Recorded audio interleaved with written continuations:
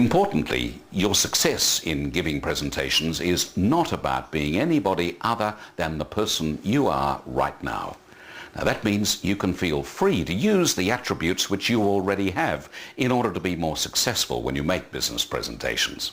So the really positive and good news is that it's all acquirable. You can do it just by being the person you are. Certainly, together we may have to identify and polish some things, but it's all there already as a complete package. You.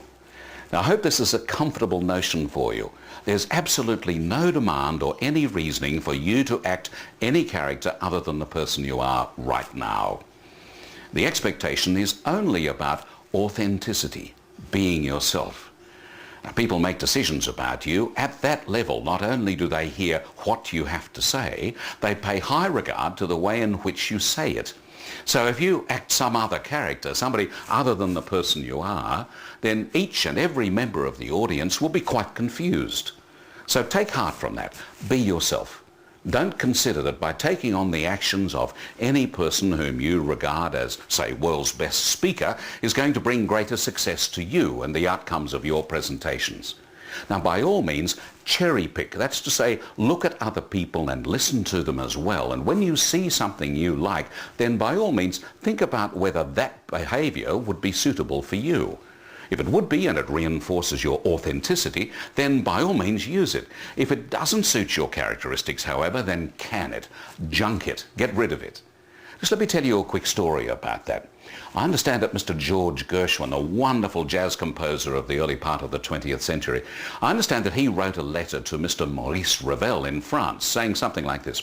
Dear Mr. Ravel, my name is George Gershwin. I'm regarded as a good composer, but I'm not regarded as a very good person at arranging the music I compose. If I was to come over to you in Paris, France, from my home in the United States, would you please tell me and teach me how to be a better arranger?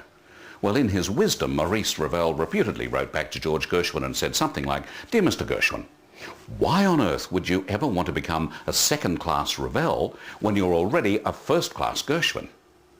Just think about that. That little story reinforces a good point, doesn't it? Why try to change to somebody you're not? It's more important to build on what you have rather than try to discover what you don't have and change it. So in this program, we're concentrating on building the good attributes and assets you have, confirming and affirming your best practice, if you like. Certainly, you might become slightly better by trying to mimic some other person's capability, but it may well not be the authentic you. So when it comes to the way you present, rely on your own God-given and learned capabilities which you know. Now, your enthusiasm, for example, the fact that very few other people around you know as much about the subject that you're talking about as you do. That's your expert posture.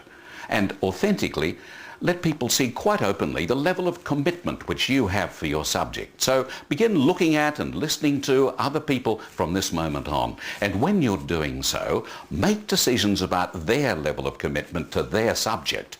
You'll notice that your decisions about them are based on how they actually go about saying just as much as, or even more than, what they're actually saying. You'll be making decisions about their authenticity. Observing other people will help you to understand and give you permission to allow people to see the authentic you, not some manufactured plastic character, just you.